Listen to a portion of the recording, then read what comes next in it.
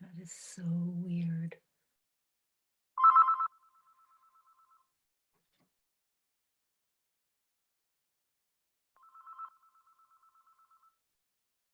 Call from Springfield, MA.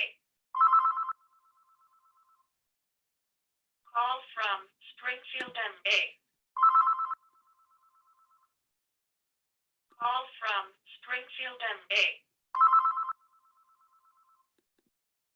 Call from Springfield, MA.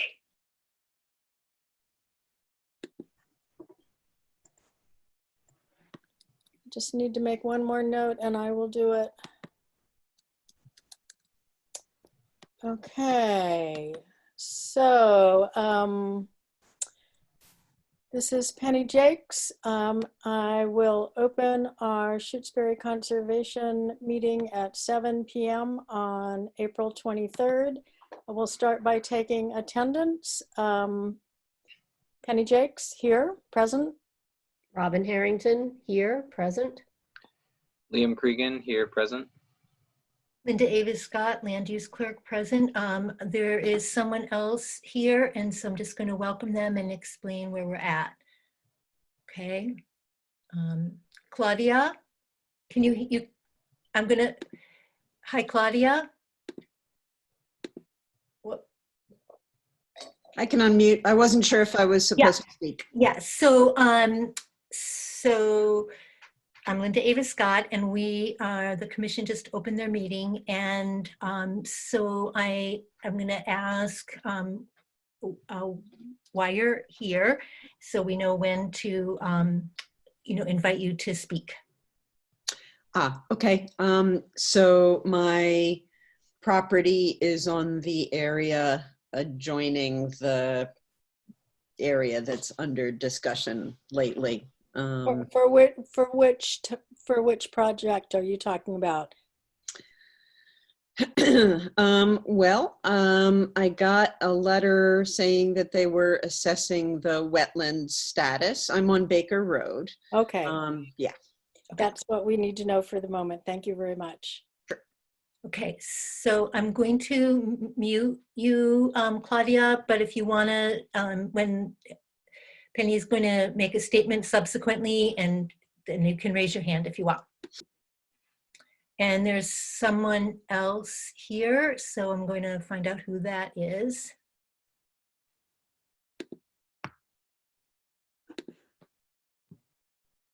Hi, Diane. Can't hear you. Can you unmute yourself, please? Mute myself. Okay, there you go. All right. So everyone, this is Diane Jacoby, and Diane, can you just let us know the reason you're here tonight? Oh.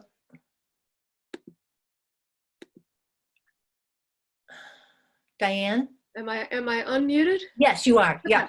Cool. Oh my God. I think I need more light. Okay. Can you just briefly say why you're here tonight? I'm interested in the solar project. Okay. All right. So we're going to, all the guests are muted, but if you have your, you'll hear a statement from Penny shortly, and then we'll go from there. Okay. So do you need to mute myself? Sure, please. That'd be fine. Thank you. Okay. Okay, and there's another person here. Henry? Hi. Henry, can you introduce yourself, please? Sure. Henry Geddes. And Henry, can you explain why you're here? Tuning in to this particular session on Conservation Commission dealing with the ANRAD for Baker Road. Okay. Okay. All right, Henry, thank you. We're going to mute you as all the other guests are muted, and then we'll, Penny will make a statement shortly, okay? Thank you. Thanks. And there's another caller. Hi, this is Linda Avis Scott. I'm the land use clerk. Can I ask who this is? Hi, this is, I think we're trying to join via Zoom. This is Robert and Rebecca on Pelham Hill, from Pelham Hill Road. And your last name, please? Oops, I think we just figured out.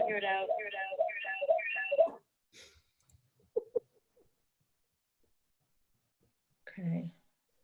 I think we just figured out how to join. Okay, and Robert and Rebecca, what is your last name, please? Price. Edelson Edelson and and Price. Okay, which one is which? Rebecca Edelson and Robert Price. Okay, and you live where? Pelham Hill Road. Okay, thank you. So thank you and welcome, and we're going to be muting the guests for right now, and we'll get back to you. You'll hear a statement shortly. Thanks. Okay, we're also joining for the Project on Baker Road. the solar. Okay. Okay, great, thank you. And,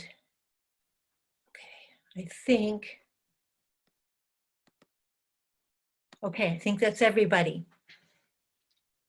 Penny? Okay, so Linda, do you need to make your statement now? Yes, yes, I do. Thank you, Penny. All right. Following the governor's restrictions on public meetings, this meeting of the Conservation Commission is being held virtually using zoom.com for remote participation only. The public may access it following the instructions in this meeting's agenda posted on the town website. Okay, then we're going to move on to our first topic of the evening. We're going to consider our minutes from our April 9th meeting. Did everyone have a chance to read the minutes? Yes, I did. I did as well. Can someone, did anyone find an issue with the minutes, or can we accept them as presented? I think we can accept them as presented. This has to do with Concom. Somebody's trying to get onto your meeting, and she texted you their email, and they can't get on. Okay, I just got a message from our home phone that someone else is trying to participate in the meeting and not able to get onto it. Hang on for a second. So, sorry, Rebecca, was that you? I think that was us. Okay, thank you. okay, thank you. Thank you. These meetings are very challenging to do by Zoom, so everyone please be patient. So can I have a motion to accept our minutes from our April 9th meeting? Just Make a wanna- motion, we accept the minutes from April 9. This is Liam Cregan, and I second that. Okay, all in favor, vote by saying your name. Robin Harrington, I approve. Liam Cregan, aye. Penny Jakes, aye. So the minutes are accepted as presented. Our next topic is to ratify the emergency certificate for the Town Farm Road Beaver Dam mitigation. I think everyone has a copy of the certificate for that. I sent it out about 2 hours ago, well, about an hour ago. Did everyone get a chance to see that? Yes, I did. me too. And so at this point, as chair, I signed the certificate based on our conversation at the site. And the goal now is to have Robin and Liam ratify that so the paperwork can go on and the mitigation can proceed. Yes, yes. So the procedure is that one commissioner can issue and sign an emergency certificate. However, the other commissioners need to ratify it. So that's next. So Liam or Robin, can one of you make a motion to ratify the emergency certificate? Yeah, sure. This is Liam Cregan making a motion to ratify the certificate. So could you say a little bit more fully, Liam, the motion? ratify it for the Beaver Dam, you know. Sure. Yeah, this is Liam Cregan making a motion to ratify the Beaver Dam mitigation certificate. Thank you. And do I do the same or do I second? You second. I second that motion. All in Ratify favor? the emergency certificate. Okay, and just for the record, the certificate states that a leveler device will be inserted in the dam to lower the pond behind the dam sufficiently so that it won't overflow Town Farm Road. And as the project has been presented to us, the dam will remain in place. It just will, this will just allow the pond to be lowered enough to prevent problems. So all in favor of ratifying this? Aye. Robin Robin? Arrington, aye. Liam Cregan, aye. Penny Jakes, aye.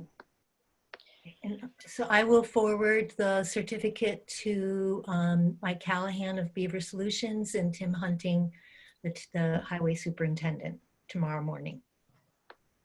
Okay, so we will move on to our next topic, which is an update.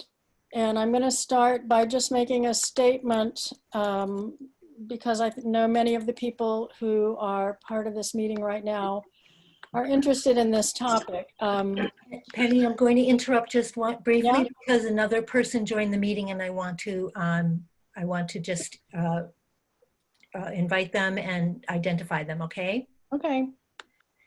Hi, Julie. This is Linda Avis Scott, the Land Use Clerk for the Conservation Commission. Would you introduce yourself and say why you're here?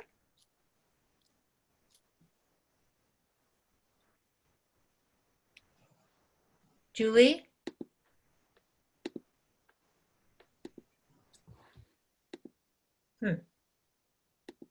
I'm not sure what's happening. Julie?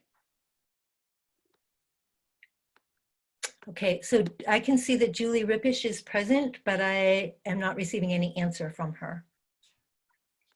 Okay. So, Excuse me, Julie? No, she's got herself muted and I can't, she won't unmute. So, okay. So before we go any further, I'm just going to make a quick statement for all of you who are participating in this meeting because you have an interest in the ANRADs that have been put forth to the commission on Montague Road, Baker Road, and Pratt Corner Road. And I'll start by saying that at our April 9th commission meeting, we decided by unanimous vote that no public hearings will be held as virtual meetings. Essentially, we are postponing these meetings and there will be no discussion on this topic until we can meet in person. And just to remind everyone that the purpose of the ANRAD is to confirm the wetland boundaries. We do not have a specific project in front of us, although I think the applicant has been clear that there is a potential for putting forth solar farm projects down the line, but that's not what we're looking at now.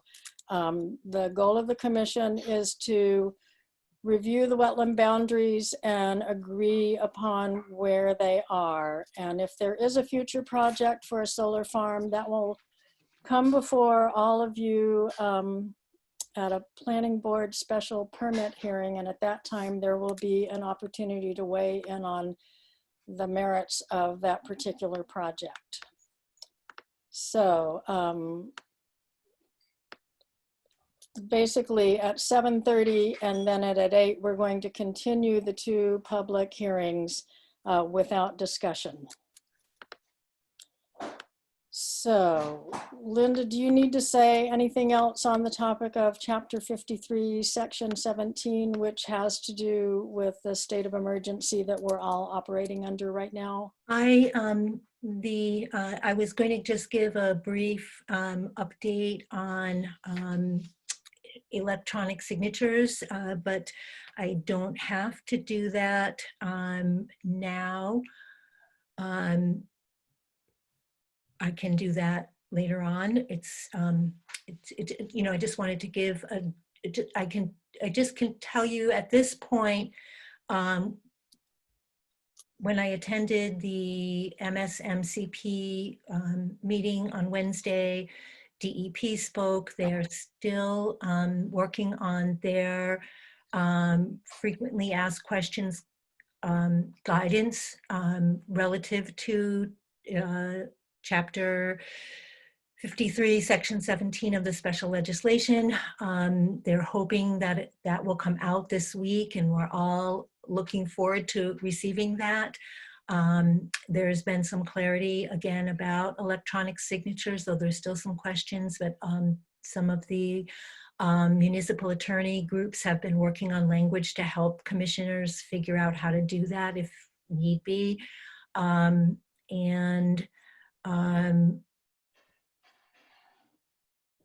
Yeah, I think that sums it up for now. As soon as we have the DEP guidance, that will be really helpful. And KP Law is also working on some more guidance too. Great. Linda, I'm really grateful you're tuning into those weekly meetings and helping us figure out how to muddle through this difficult time. Thank you. You're welcome. They're very, very helpful. Okay.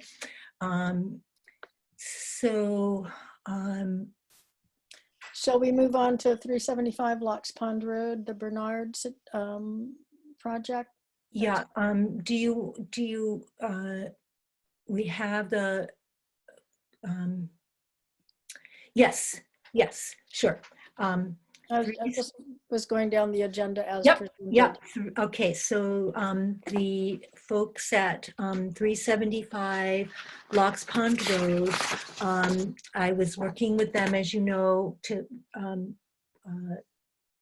complete their request for determination application.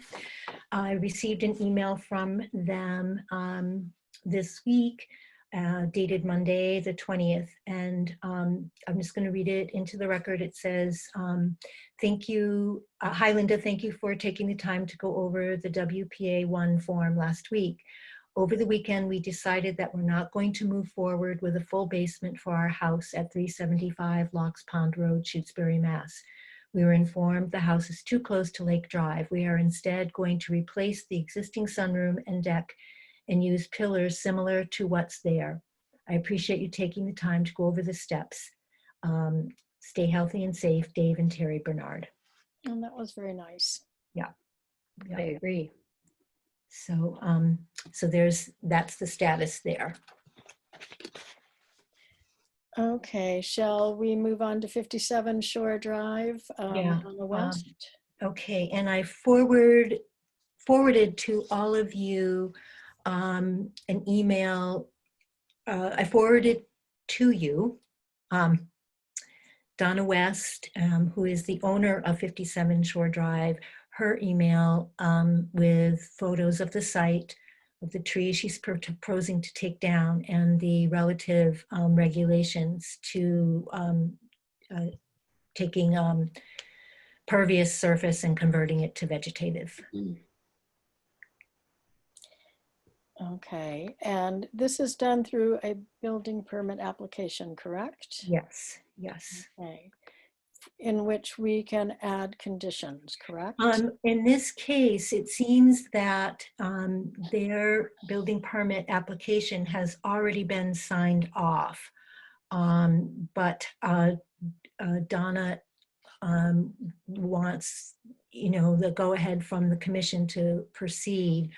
I did let her know that you would be reviewing this evening, and I believe she understands that she will. I let her know that, that they're actually, can we go back to 375 Locks Pond Road for a minute? Sure. I don't know if you want to, because the project is now minor, exempt, but I don't know if you want to write them a letter, an email letter recommending some erosion control during the installation of the piers. I would like to do that, and just including a note stating that any excavated material or construction debris be removed from or kept out of the buffer zone. Okay.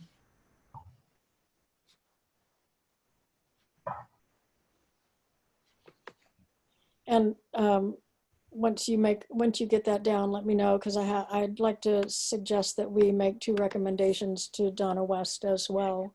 Yes, yes. I just speaking about Donna West reminded me that. Right. No, Yeah. that was, I'm glad you did that. So my 2 recommendations for Donna's 57 Shore Drive project would be that the 2 trees that she's cutting, I know she says she wants to grind the stumps, but I just want to make sure that the portion of the tree underground remain in place so the bank is stabilized. Okay. And again, all debris be removed from at least 100 feet from the lake or any other nearby resource area. Okay.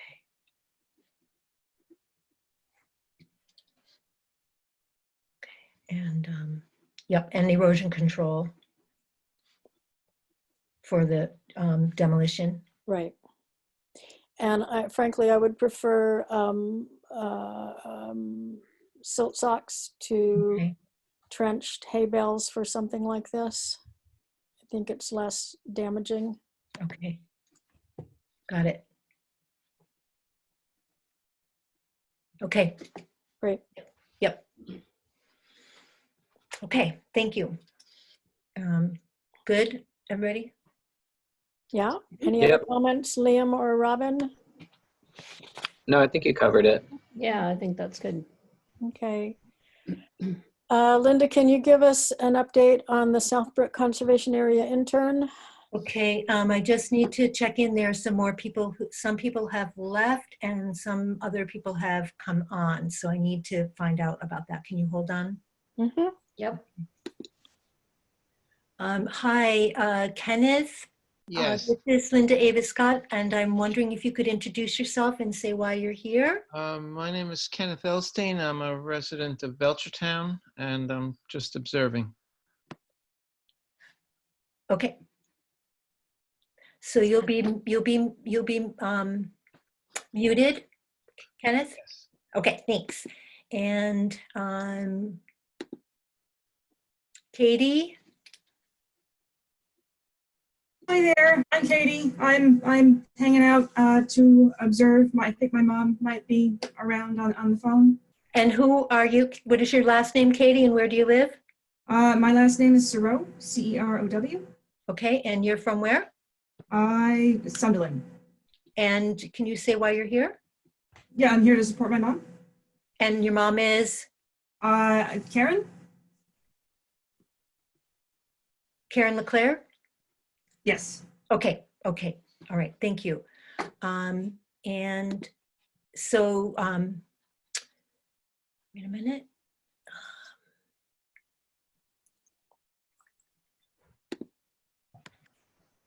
Hi, Ashley.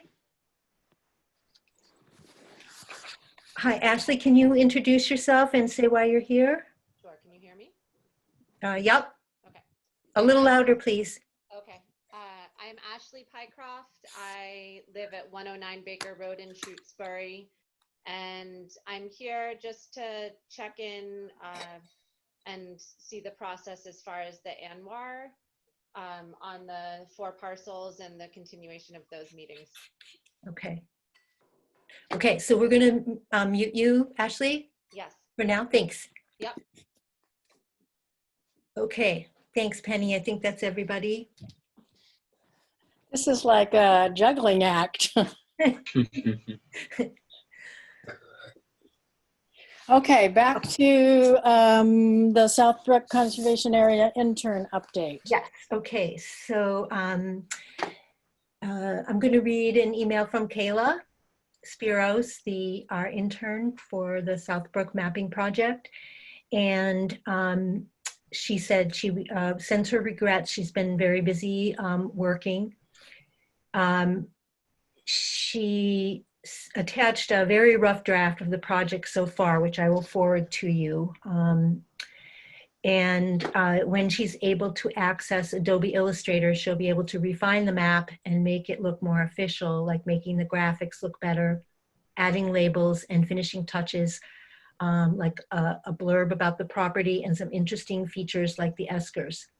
As for the trails, I'm having trouble following some of them because they're not marked.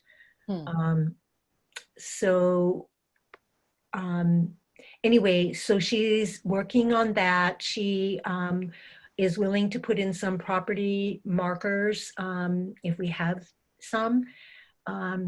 So also she'd like to know the dimensions of the trail map that she's looking, that the commission would like. Okay, I would like it to be reproducible at an 11 by 17 size. Okay. And that we could also scale that down if we need to. Okay. Let's see. So I'll get back to her regarding that. So I'm going to forward this all to you, and Penny, since you're most familiar with the area, you may be able to answer some of her questions that she has about the trails. Sure. Okay. Thank you. You're welcome.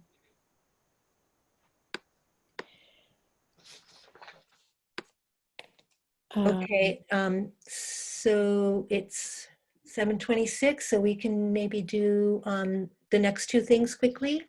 Okay, lake lowering MOU. No update. Okay, that's quick. Yep. Shutesbury Highway Department annual project list. I've written to Tim Hunting, the highway superintendent, so waiting to hear back. Okay, well that was quick as well.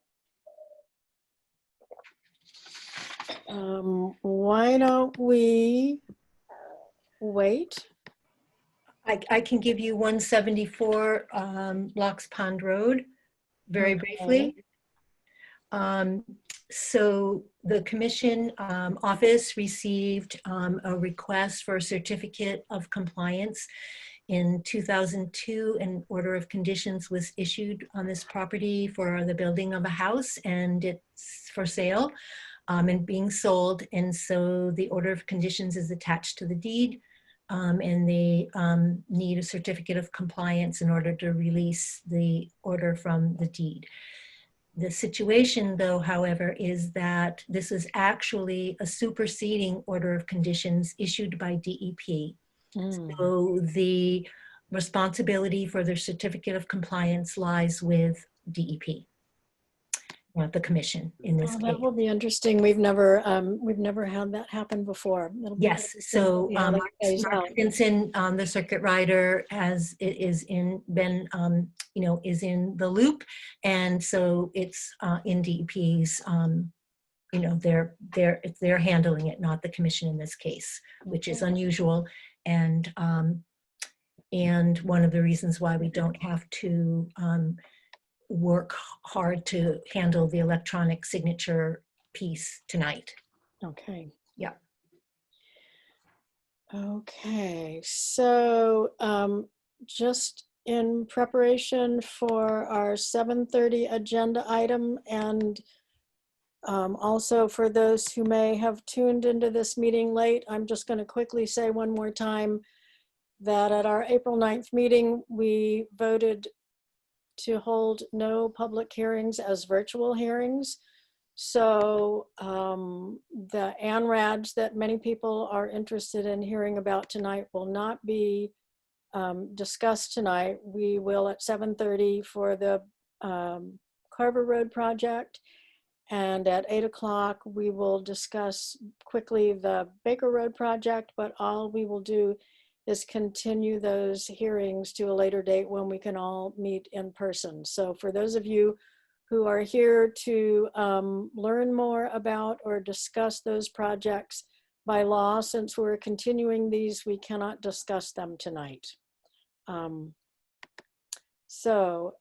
preparation for that, or after stating that, I will say we will At 7:30, we're 1 minute away. We will continue the public meeting for the ANRAD at ZD-37, which is the Montague Carver Road project. And per Chapter 53, Section 17 of the Acts of 2020, this public hearing will be continued until May 14th at 7:30 p.m. And I will say that if we are still in a state of emergency at that time, we will continue it further. So we will end discussion on this topic at this Yes, so time. you'll just want to I believe it would be just for the record, if you would make a roll call vote. Okay. Please. Yep. Okay, I vote to continue. This is Penny Jakes. I vote to continue the Make a motion. ANRAD for Carver Road to May 14th at 7:30 p.m. Robin Harrington, I also vote to continue Okay. on May 14. So Penny made a motion, so if one of you would second it and then. Okay. Okay. Yep. Robin Harrington, I second the motion. Okay, all in favor, say aye with your name, please. Robin Harrington, aye. Liam Cregan, aye. Penny Jakes, aye.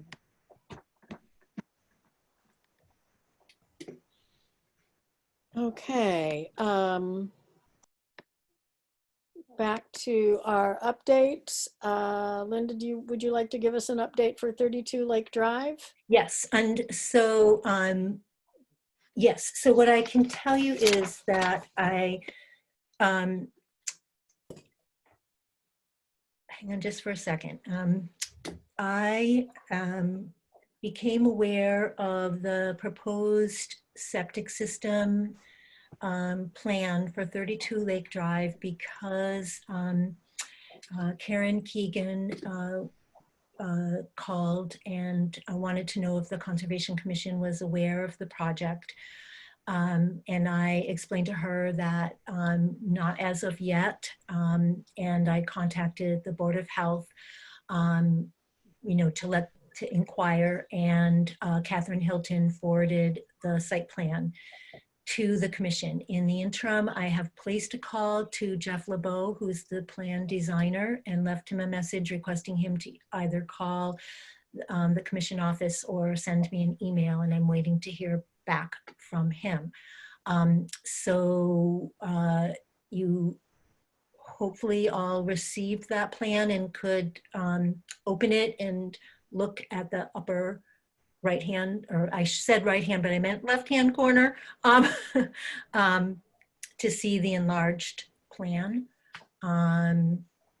So I don't know if it, so that's where it stands right now.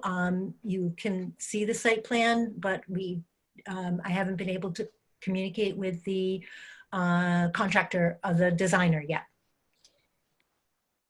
And who is the designer, just out of curiosity? Jeff LeBeau. Okay, Jeff LeBeau. Yeah.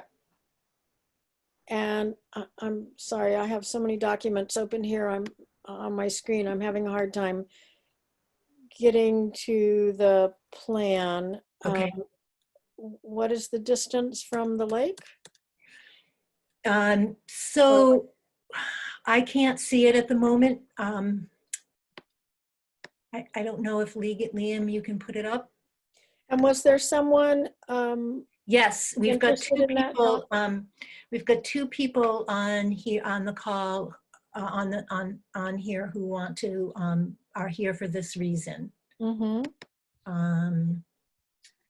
So I'm not sure if you can see that on your screen. I can see it. Thank you, Liam. Okay, this is a close-up of the plan.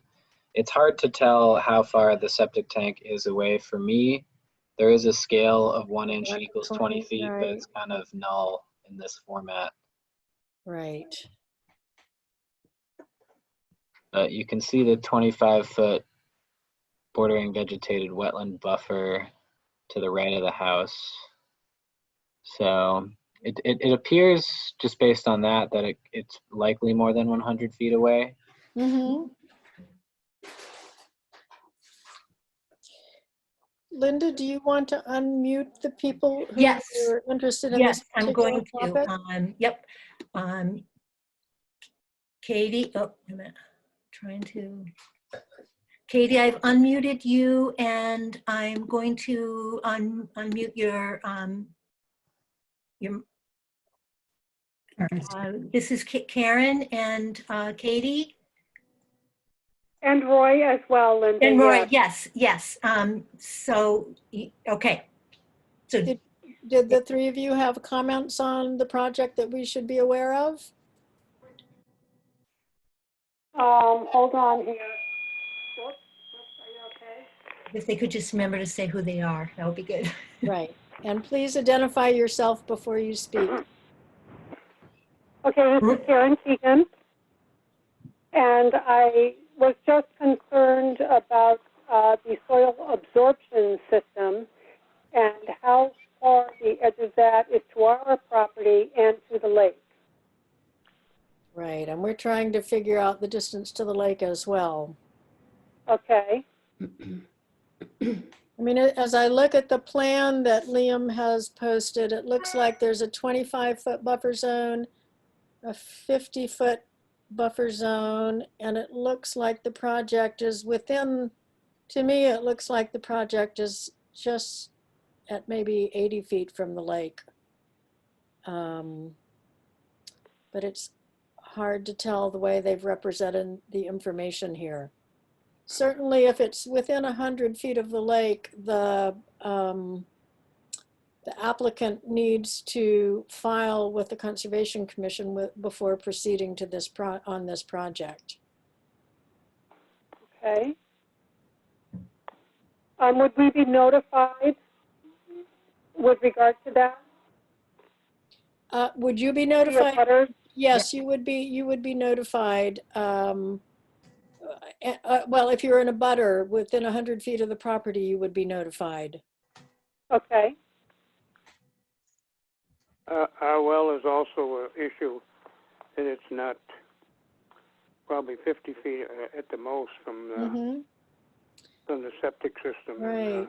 Right, and that particular issue is a Board of Health issue. The distance between the septic system and any existing wells is something that the Board of Health regulates as opposed to the Conservation Commission. So that particular question is probably more appropriately addressed to the Board of Health.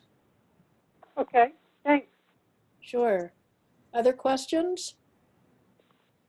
I can't think of any. Okay. But if you've got anything to offer, we'll certainly listen. Yeah, well, it sounds like Linda is trying to track down information, correct, Linda? Yes, I am. Yep. And as best I can tell, it appears that this project is within the 100-foot buffer zone from the lake, which means the applicant needs to file with the commission. And so, nothing will happen until after that comes before us. Okay. When we, could I say something? We're at 34 Lake Drive, and we have a tight tank with a bladder in it. And we got to, in this letter it says that we have to have our well tested every year, and I was wondering if there's something happens, who's responsible for that?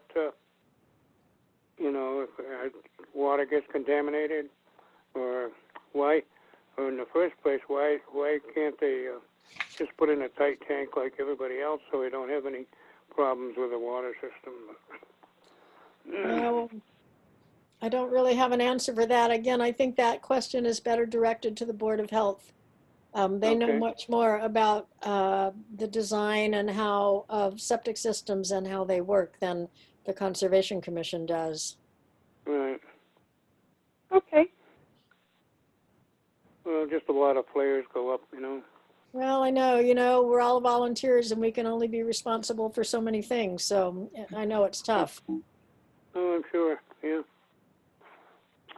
But thank you. Sometimes we don't really know who's responsible for what, so we're learning that in this process. Yeah, well, it's a hard way to find out, but it's useful information. Yes, yes. Thank you. Thank you. You're welcome. Okay, any other comments on this particular topic?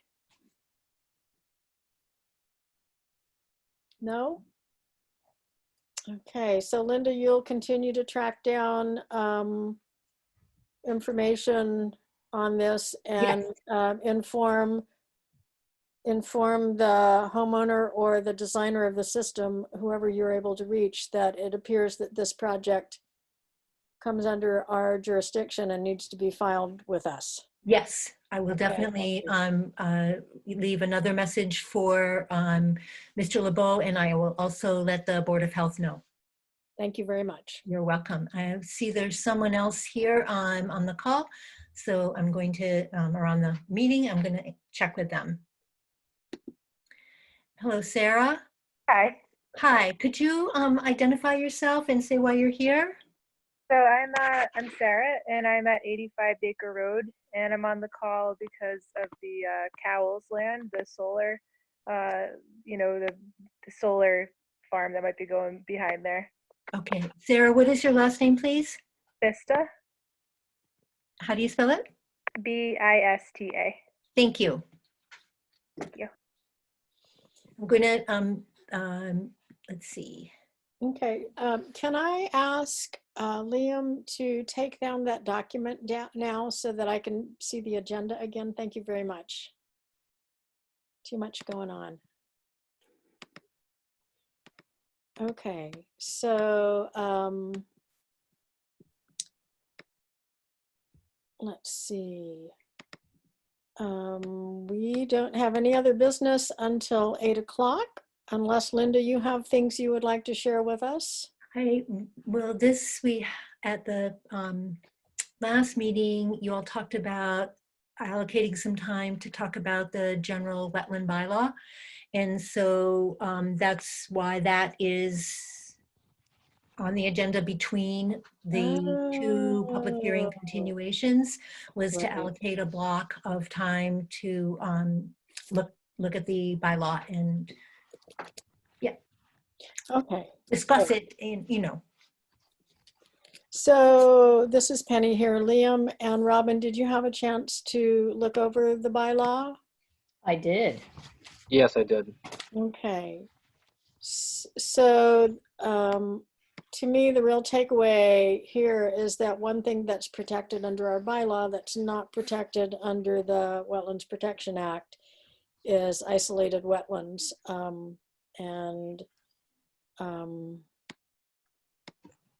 I think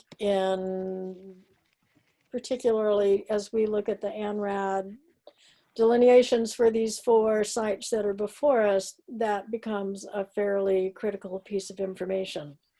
So Definitely. Yeah, I would agree. And when I was out with Emily and Greg, Emily had mentioned that we only protect isolated wetlands if they're 1,000 square feet or more, but I didn't see that in this document.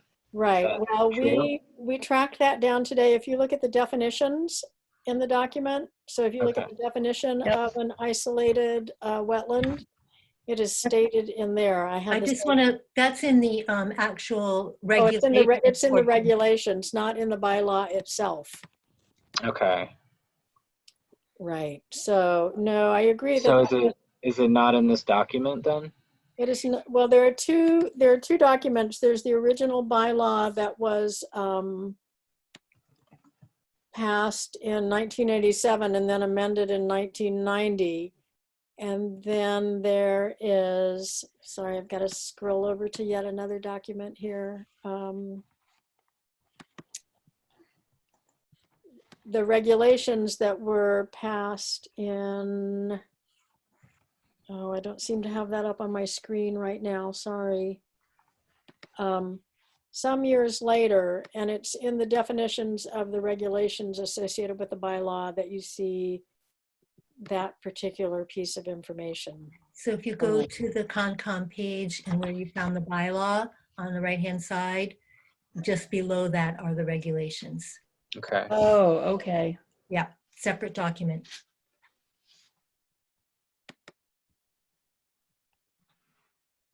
Got it. So I did not look at this. No, and I'm sorry I didn't point you to that. I don't think I realized until well after the fact that that piece of information was located in the regulations as opposed to the bylaw itself.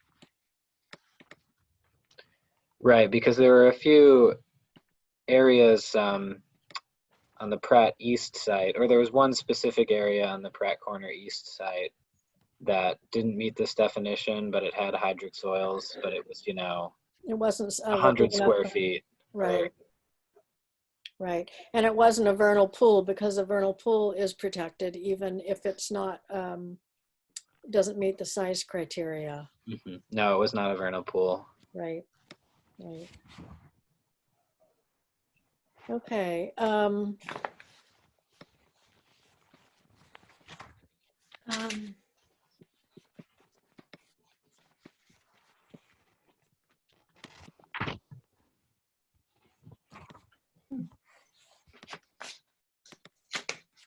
There are some, at some point, it will be really helpful if we can look through the, I'm trying to find my own notes, which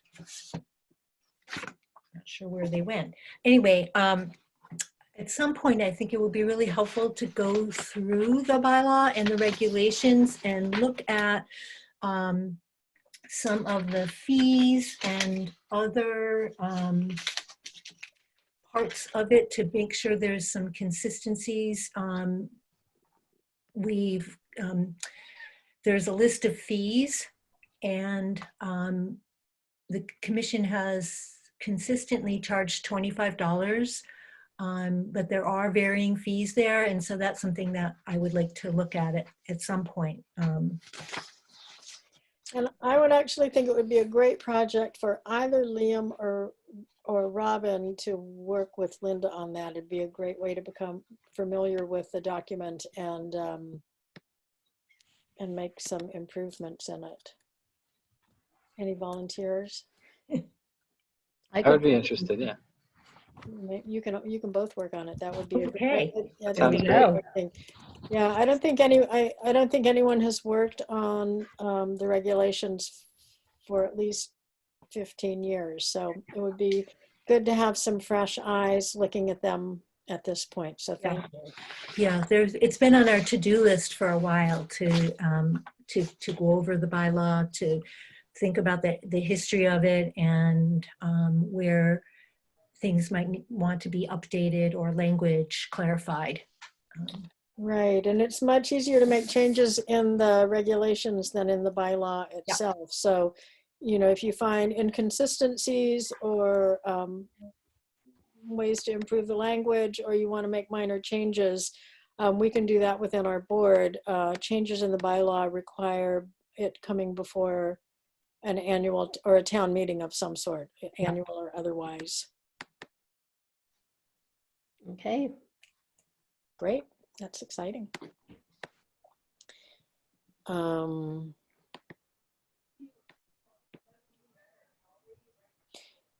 Any other comments on or thoughts about reading through the bylaw? Well, I wish that I had a nice set of notes, but in all my organizing myself, well, this is a very challenging format in which to conduct a meeting. They have gone somewhere. Oh gosh. Well, I don't know. You'd think I wouldn't have too many pieces of paper here, but I do. And I had a list of notes, but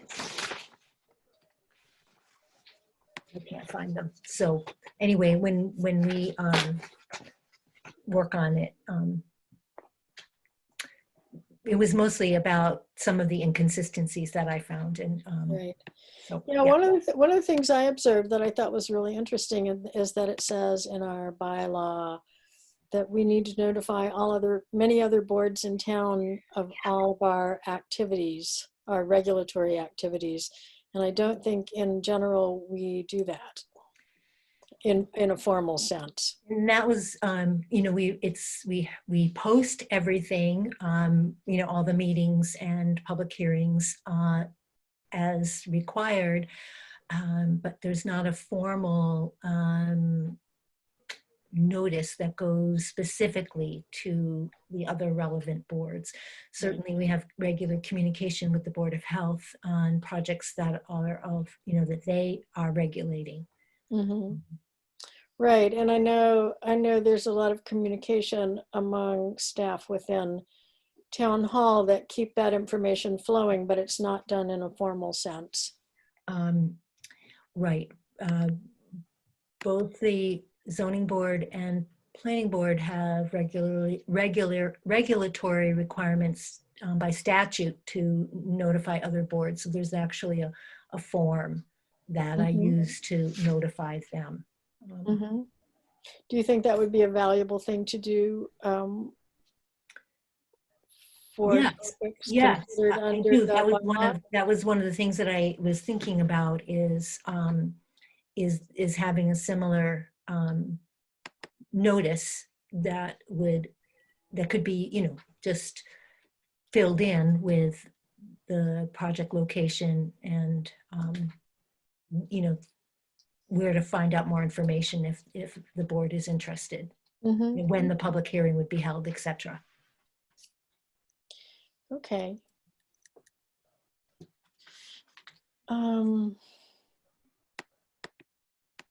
So I guess we twiddle our thumbs for 10 more minutes, 9 more minutes. So I could just use this time to encourage, if any of you are interested, the MSMCP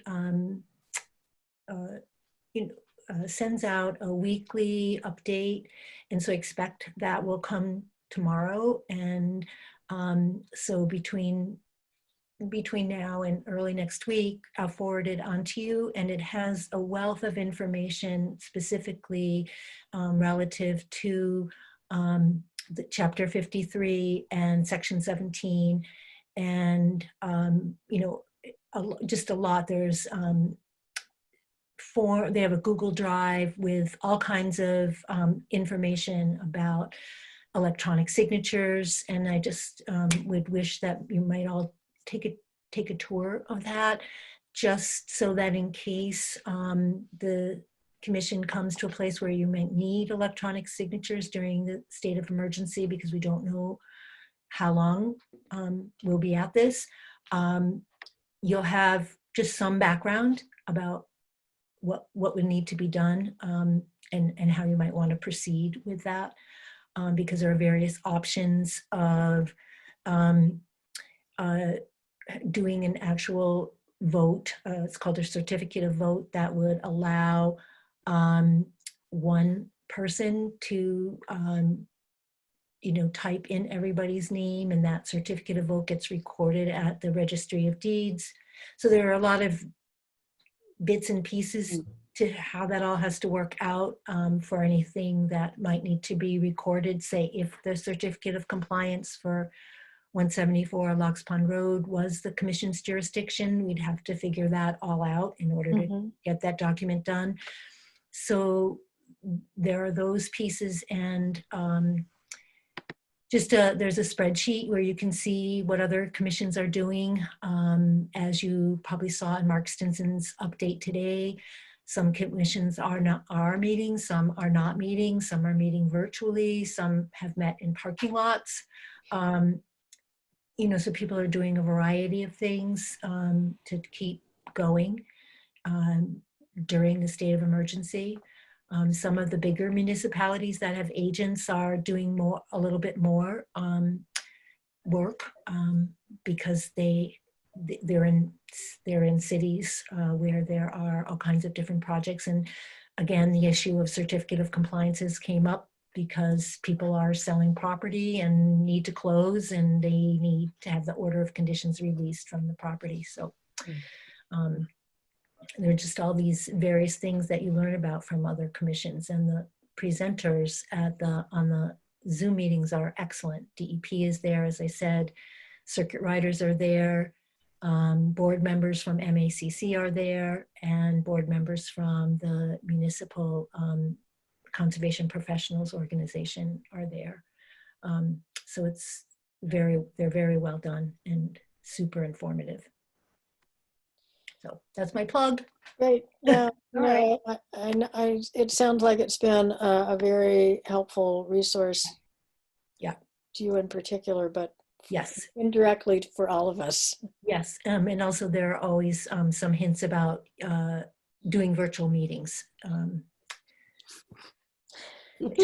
So speaking of virtual meetings, I do have a question. I know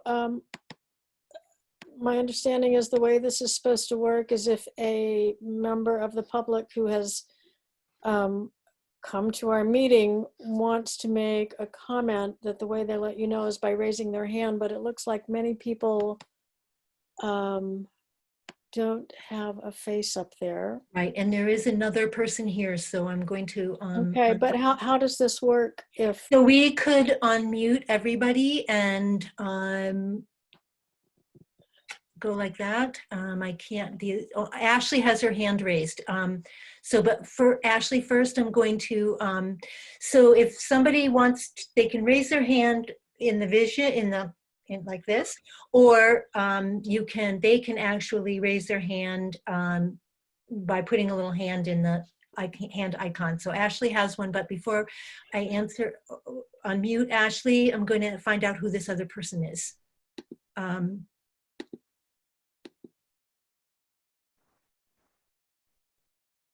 But Andy, can you hear us?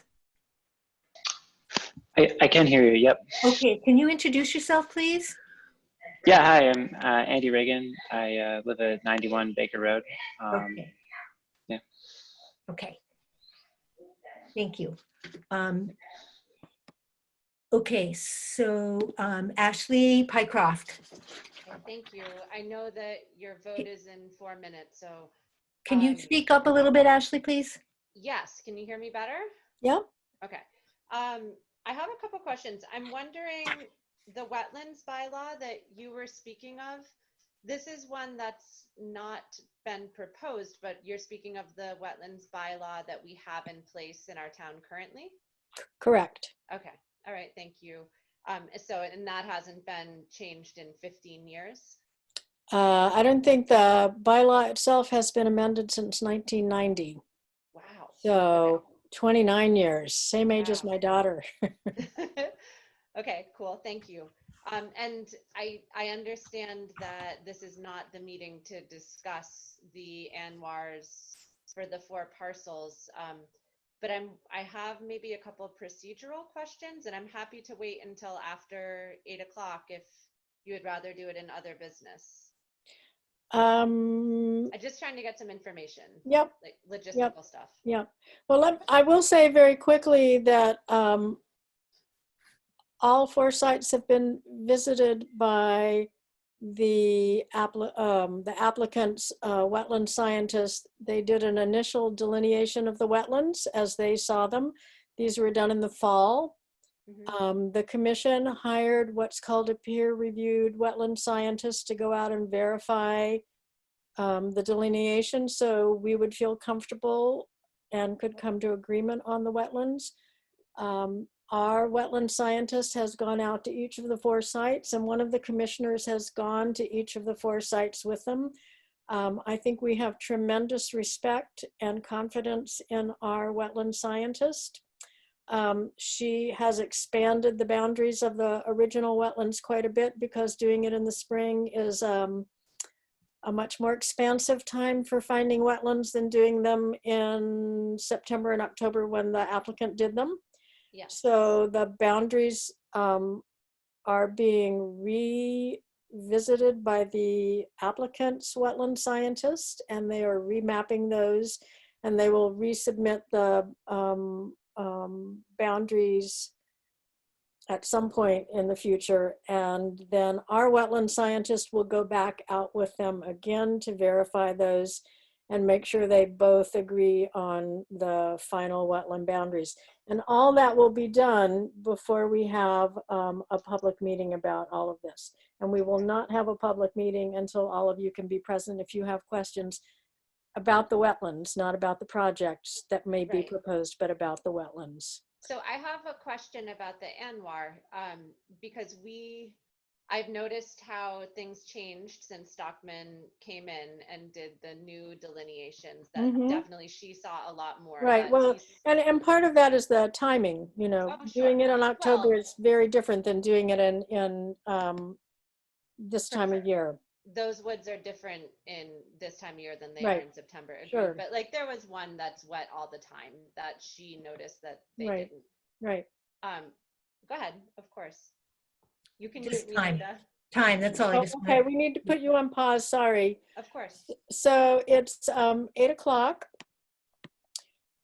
We are going to vote on continuing the public hearing for the ANRAD at ZQ-6 Baker Road, West Pelham Road, per Chapter 53, Section 17 of the Acts of 220. This public hearing will be continued to May 14th,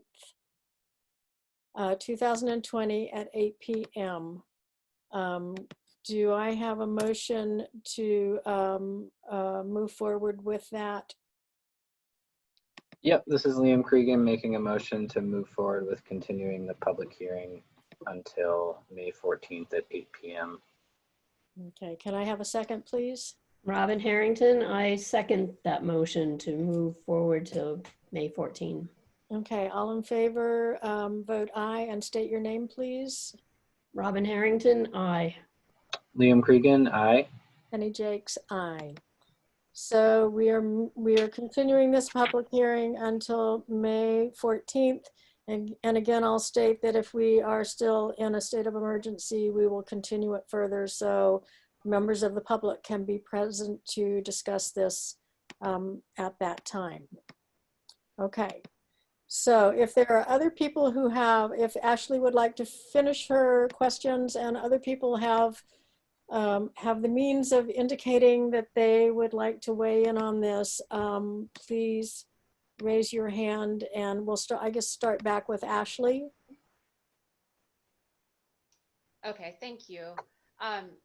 One question I had is prior to the public meeting, is it possible for us to share with you some wetlands that we think they missed? Are these isolated wetlands? Or are they part of a stream system or? I mean, I could, if I had the map up, I could show you, but I didn't have a chance to print it. They are, I don't think I can speak to that. I don't think I can speak to that. I'm not sure, but there's areas that are very wet that definitely have not been delineated. And are they greater than 1,000 square feet? I am not sure.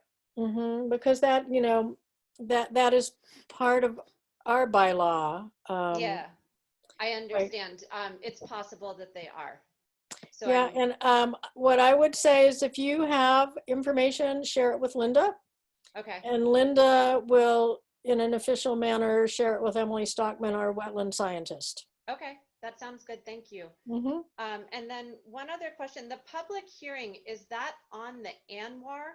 Because, yes. Okay, so there's no projects officially proposed. There is no, we have no project before us. There is, and I think I said at the very beginning of this, I think the applicant has clearly stated in an informal setting that there's a plan to put forth some solar projects. Yes. Nobody has seen any solar projects, but if there is a solar project, it will have to go before the planning board for a special permit, and that will be announced to all of you, and all of you will have a chance to go to a public meeting and weigh in on that project at that time. Okay. And at this point, is Stockman Associates done? And so no. next, sorry? done, oh, sorry, with I her interrupted work? you. Has she finished with her delineations and now it's back with TCR? So the way it worked is she went out to each of the sites with the wetland scientist from the applicant. Mm-hmm. She requested that the boundaries be expanded. The applicant's wetland scientist has gone back out to some of the sites and remarked the boundaries. And at some point, Emily will go back out and verify those. She hasn't gone back out to any of the sites for any of the secondary verifications yet. Okay. And this can go back and forth until everyone is satisfied. So it isn't as if there is a particular limit on the number of times this happens. It's when Emily and the applicant agree to a final delineation. At that point, Emily will present a report to us, and we will have that when it's time to have our in-person public meeting about this. Okay. I have one more question and then I'll Sure. stop. Do the delineations that TCR and Stockman Associates have done take into account runoff, or is it only to delineate wetlands? At this point, they're only delineating wetlands. I think from the Wheelock Solar Farm that went in on Pratt Corner Road, Yeah. the planning board looks very closely at runoff as part of their special permitting process. So runoff would be planning board and not conservation commission. Yeah, well, I mean, do you have a specific example of what you're thinking about? I'm just thinking about if or when all the trees are cut down, obviously it's going to change the topography of the land and how the water flows, and already, there's a lot of runoff on Baker Road. It's sloped and it's wet, and there are some properties, yes. Yes, I think the planning board will look at that very carefully. And I can tell you from the solar farm that went in on Pratt Corner Road, they hired an engineering firm to look at the engineering specifically about, about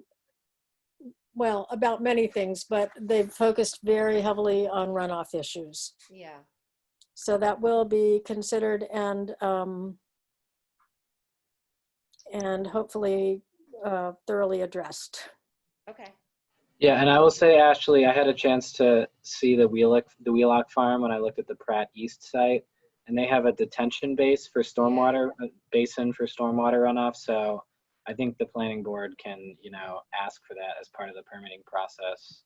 Yeah, there are actually multiple detention basins, some of which are easy to see and some of which are not quite as obvious from the road area. Okay. Okay, thank you. Sure. Does anyone else who's here virtually, who's not a member of the commission, have a particular question or comment they'd like to make at this point?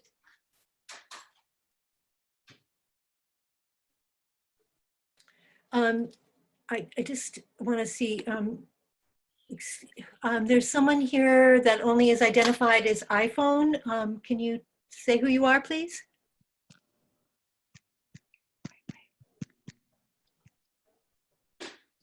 Hi, that would be me. Linda? Oh, hi. Who is? Hi. Hi. Can you identify yourself, please? Mary Lou Conca, C-O-N-C-A. Okay, thank you, Mary Lou. I'm a new Zoomer, so excuse me. We all are. Okay, thank you. Thank you. I didn't know who you were. Yes, and I do have a question. Who is the applicant? The applicant is, oh gosh, I don't have the application in front of me. TRC. Is TRC the applicant or is TRC the wetland? Actually, I think can you look quickly? I'd have to check It is the solar developer. Leon's going to look at one of the applications. Okay, so there's more than one? There are four. There are four. Ay, ay, ay. But Penny, explain again, please. Right. There are no solar projects in front of the commission at this point. There are four wetland delineations that may or may not result in a solar farm project being put forth to the planning board at some future date. Yes, I understand that. Thank you. Mm-hmm. As And an abutter, we got a letter from the applicant of Kohl's with their representative TCR. That's what's on the letter Right, I got. but Wait a minute. DCR is no, representing. TRC. TRC, sorry. TRC, I'm sorry, thank you. Is representing Kohl's? No. That is correct. Penny, point of order. Yeah. Point of order. I just want to remind everybody that other than the commission, if guests want to speak, they need to raise their hand, either using the icon or your actual hand and be called on, okay? Thanks. Yes. I thought it was my time asking questions.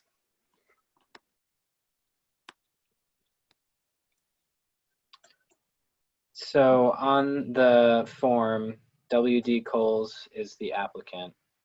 TRC is the environmental consultant firm doing the delineations for the ANRAD. And that's pretty much what we've got here.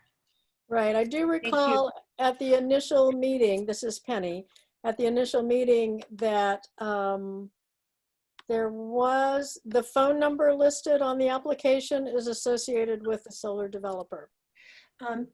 I just also, Penny, want to call a point of order into how much discussion can be done at this point in time appropriately. Okay, great. Okay. So, right, we really at this point cannot talk about any potential project. So if anyone else has a question about the wetland delineations, raise your hand and we will address that at this point. Mary Lou's raising her hand. My hand's seen, all righty. So where can we get copies of this delineation work? Where can the public see it so that? Mary Lou, the application, the ANRAD applications, if you go to the Conservation Commission webpage, yep, you can look at the entire application for each site.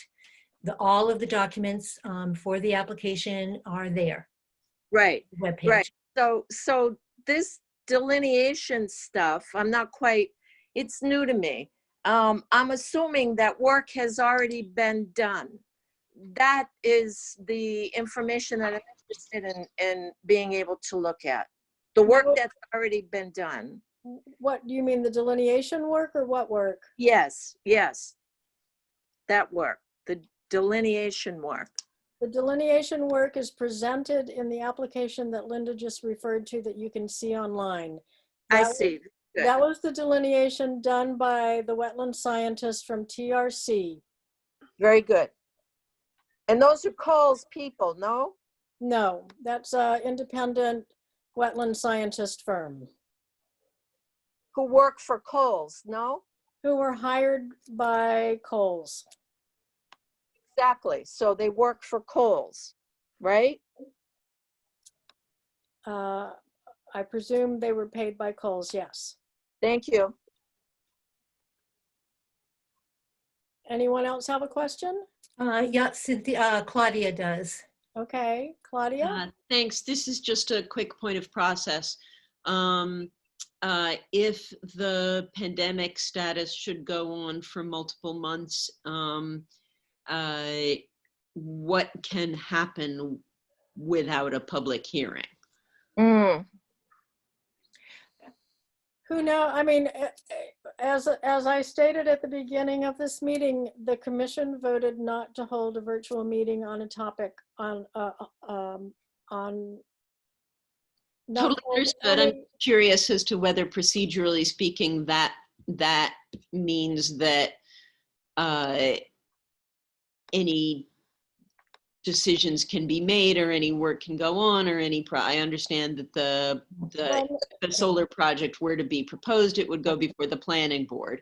Right. Just curious as to whether, as to what degree not having had, so I'm just curious as to what process is stalled at this point. Penny, I can answer that if you want. Go for it, Linda. Okay, so chapter 53, which you've heard referenced already this evening, section 17 of this is the Acts of 2020, provides land use timeline permitting relief to permit granting authorities, of which the land use permit granting authorities, which the Conservation Commission is one. If a public hearing has been opened before March 10th, which these were opened before March 10th, they are automatically tolled or paused until the state of emergency is terminated, and then there's a time frame within which the meetings need to be resumed after the state of emergency. So hopefully that answers your question. So the public hearings continue. And if an application came through, say, to the planning board, then the planning board has the same kind of legislative relief, and they would decide how they were going to proceed. So, and I apologize if it's an ignorant question. The conservation board, for any imaginary hypothetical project to proceed, the conservation board would need to come to agreement as to what the boundaries of the wetlands are. And then, and that could or could not be done without the having of a public meeting. It cannot be done without being in the context of a public meeting. Thank you.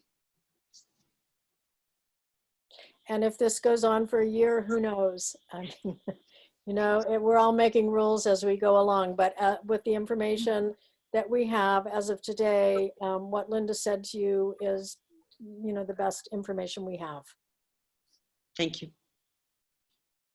Any other questions? Looks like Ashley has a question. Yep. Kind of on the same thread as Claudia's question, could a special permit application for, say, a solar project go before the planning board without the ANWR delineation, which I understand can't happen without a public meeting? I don't know the answer to that. Planning board question, right? That's a planning board question. And, I think we are all grappling with how to best handle these things. I think I think the applicant's intention is to try and clarify the wetland issues before they get to the point of proposing a project. I think they don't want to have to deal with the Conservation Commission again if they were to propose a project. So I would think they would want this resolved, but who knows what will happen if this goes on for a very extended length of time. Okay, thank you. Mm-hmm.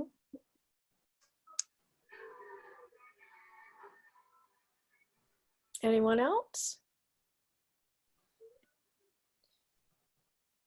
Liam, Robin? No, I've got nothing. Nothing? Nope. Nope, this is exhausting. It is. Shall we close our meeting? Linda, may we close our meeting? I think if everybody, no one else has raised their hand,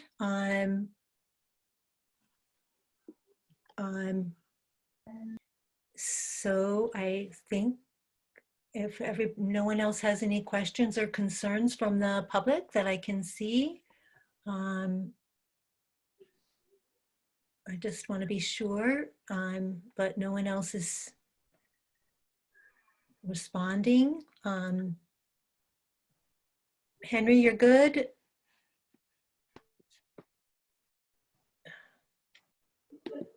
Henry? Yeah, no, I have. You're all no- set? Okay. I'm fine. Okay. And Sarah, you're okay? Yes, thank you. Okay, thank you. And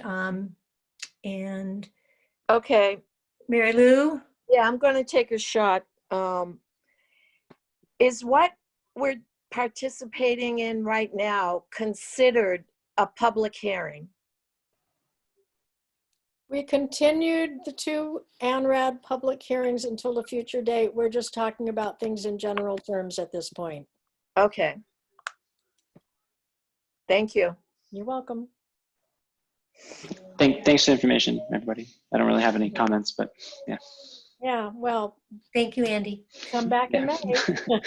Yeah, I'm just looking at the document that I was able to find on the website. The last page on the PDF is just a big picture of our house. It's kind of That's a little unsettling. Okay, well, to be continued. Good night, everyone. I'm going to close our public meeting for April 23rd. So just, you know, do the motion bit.